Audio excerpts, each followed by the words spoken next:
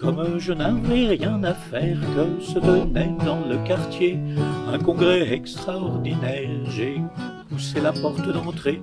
Une armada de spécialistes venait disserter sur le sort, expliquer le déclin sinistre de nos ancêtres les dinosaures. Les feuilles sucrées des fougères leur ont provoqué des caries si profondes qu'elles s'infectèrent, la plupart ont ainsi péri. Quant aux rares qui survécurent, leur haleine était si viciée qu'ils n'eurent pas de progéniture, ne trouvant pas à se marier. On enfilait des bas-fonds rage, les hypothèses s'affrontaient, ils s'insultaient sans boîte au visage, tous des noms de ptérodactyles, des indices qu'à cause de leur taille, Noé leur refusa l'accès de son arche et leur dit bye bye, pendant qu'autour ils se noyaient. En Corse, ils s'exterminèrent à la suite d'une vendetta. Pour d'autres îles et d'autres terres, les experts ne se prononcent pas. Les bonnes mères de famille écrasaient de leur corps pesant leur couvée, brisant les coquilles, ne laissant pas de survivants.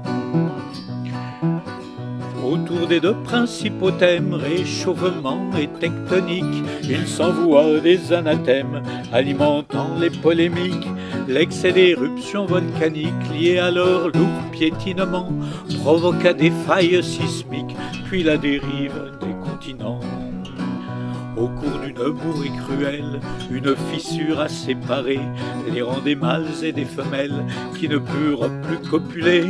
Comme leurs prairies nourricières voguaient vers l'horizon lointain, bien que leurs cous s'allongèrent, ils succombèrent à la faim.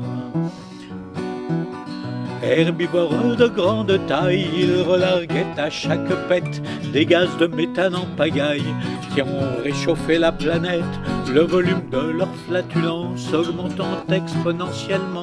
D'autres s'asphyxièrent en silence bien avant le réchauffement. Leur peau étant glabre et fragile, une déshydratation mortelle dessécha quelques imbéciles sous de vastes coups de soleil. Vu la hausse des températures, ils conservaient mal les poissons qui leur servaient de nourriture, crevant de toxiques infections. Dans une salle un peu à part palabraient les révisionnistes, les spécialistes des bobards, la fine fleur des complotistes. Selon ces dinosaures-sceptiques, les dinos n'ont pas disparu, mais se planquent dans l'Antarctique pour jaillir le moment venu. Le projet 1816 avait planifié l'extinction, mais il fut revu à la baisse à cause du manque de subventions. Au dernier rang, quelques mystiques prétendent qu'ils n'ont pas existé, mais que des illusions d'optique nous masquent encore la vérité. La fameuse météorite avant son impact éclata en pluie de pierres plus petites qui un par un les assomma. Le long cou des diplodocus qui suivait sa chute surpris se vrilla alors tant et plus en foudroyant torticolis. La conclusion du séminaire nous fut prodiguée à la fin.